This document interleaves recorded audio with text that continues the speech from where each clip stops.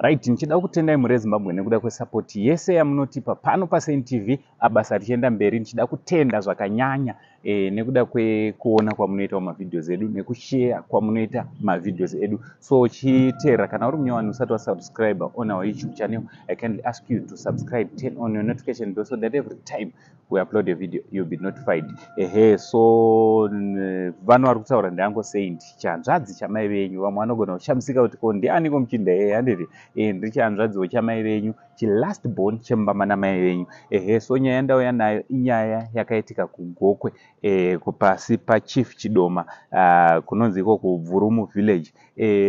Kune manenje akaitika ikoko mashura akakatyamadza vanhu vakawanda vachimanzwa nekumaona. Zvikuru sei vakanga varipo vakashamisika nekuda kwechiitiko ichi, nekuda kwekuti pachiitiko ichi kuri kunzi pane munhu apondwa obva abviswa maprivate parts.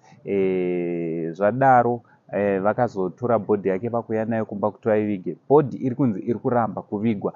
Ndofunga sezvamuri kuona iro ndo coffin, ndo box remunhu wachona. Ari kunzi ari kutotaura ari mukati kuti haachade haasi kuda kuvigwa.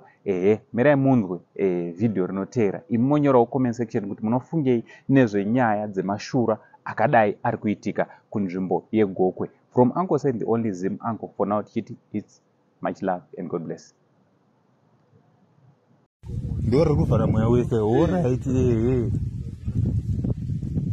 I'm ready. Sabasa si wa bonfire kwa mnango pinda. Ano pinda.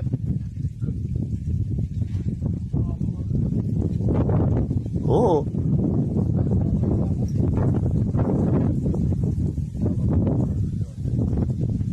Ah.